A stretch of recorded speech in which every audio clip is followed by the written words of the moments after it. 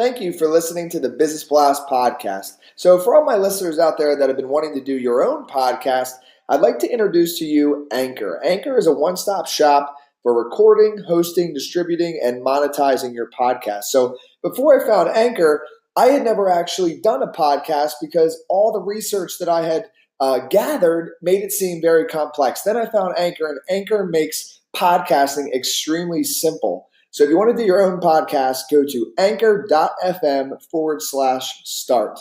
I can't wait to hear your podcast.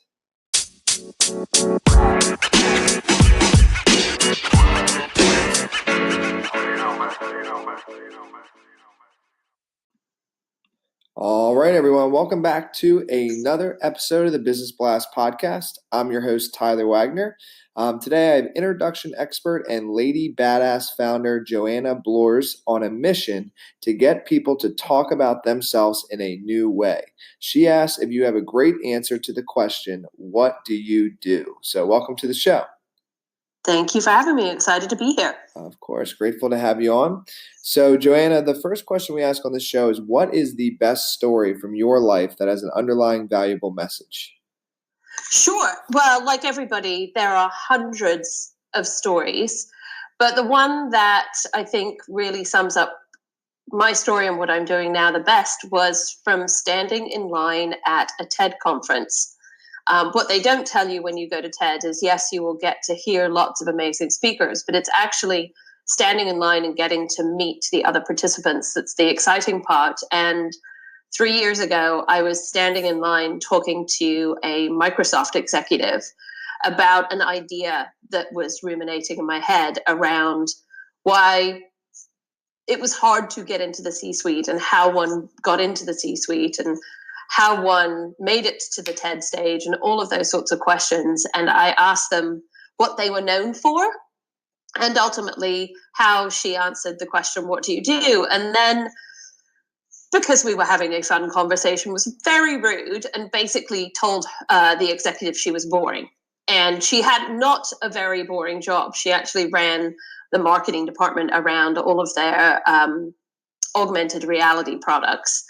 And I was really surprised that her answer to what she was known for and what she did was quite so dull. And she ended up calling me 6 weeks later and said, TED was an amazing experience, but the conversation I remember was this one. Will you come up to Redmond to help my team understand what you were talking about? And I said, absolutely. And 3 years later, this is where I get to do all day, every day. And it comes back to that first impression, that first conversation you have with somebody is so telling on their memory of who you are and what you're all about. And I wonder often how often we think about not only what is our first impression physically, but really more importantly, what is our first audio impression, because that's what people remember. Mm. And then what is the most valuable piece of information we should know that's within your expertise or industry? Sure. So the one that always upsets people but is true is that every decision made about you and your opportunities is made in a room you are not in.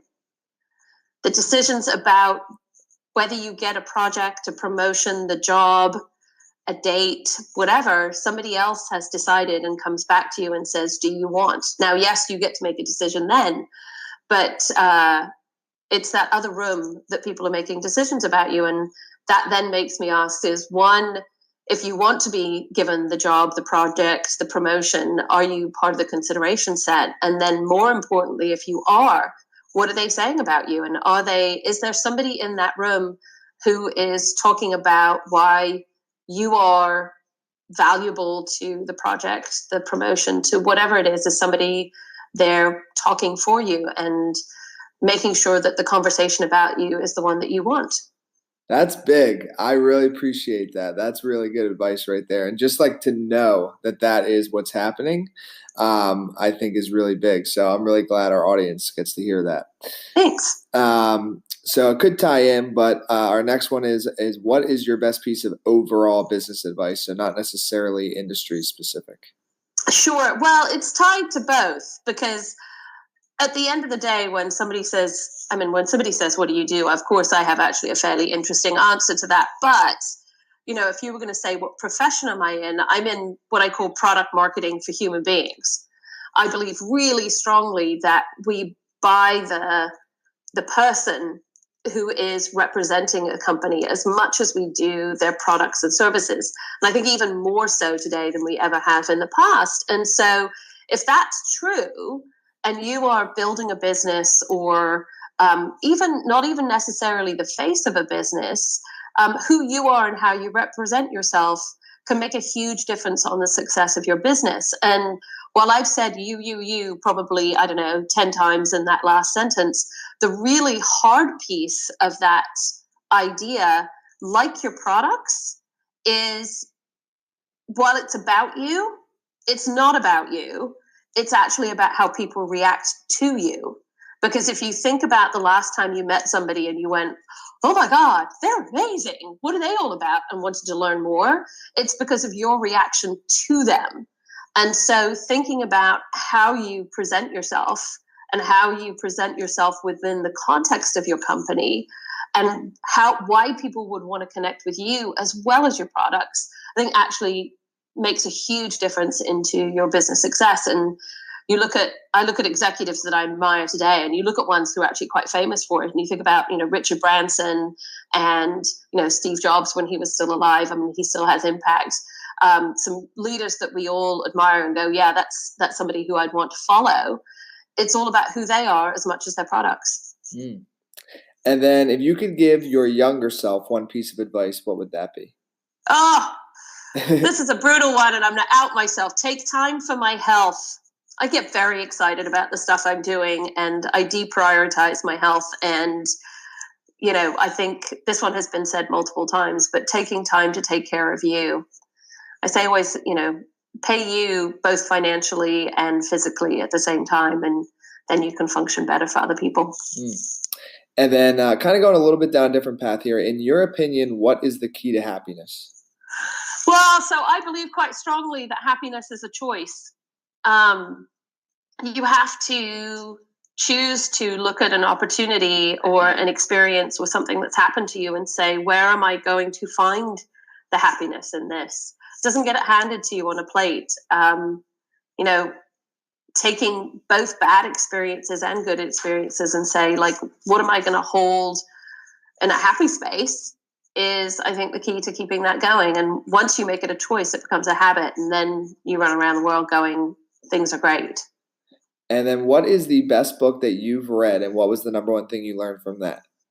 This was the hardest question you sent me, because I love a lot of books. And so I went to which book has actually had the most influence on me.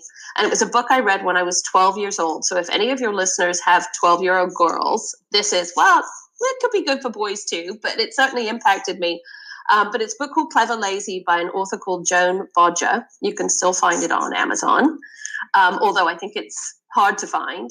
But it's about a young girl in Ming Dynasty, China, who is told she is not allowed to be anything other than a girl because culturally that's where it is.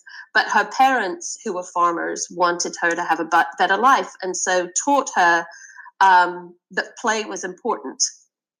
And what this young girl realized in the journey of the book is that the more you play with things, the more you can figure out how they work. And when you can figure out how they work, you can reinvent a thing.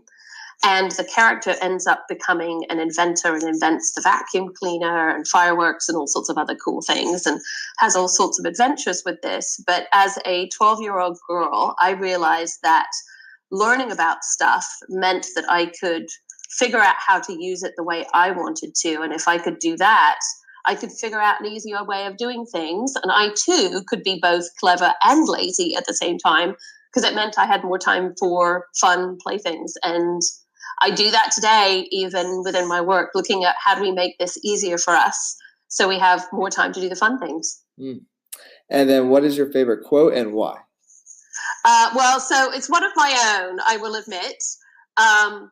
But it's the one that I say very often to people, is that when you're crying so hard, when you're lying on the floor crying so hard that stuff is coming out of your nose, that is the time to pay attention, because that is the time that you have found that moment to change. And it's about, what do you do when you get up and take that next step. So look forward to those floor moments because they do change your life. Yes. I love it. Thank you so much for coming on. The last one I got for you before we let you go is, where can our audience best find you online? Sure, they can find me at joannabloor.com. That's JoannaBloor. And I am the same on Twitter, Instagram, LinkedIn. We're on all of the socials. Come in and chat. Or also come chat to us on ladybadass.com and all on those socials as well. Perfect. Thank you again for coming on. Thanks so much.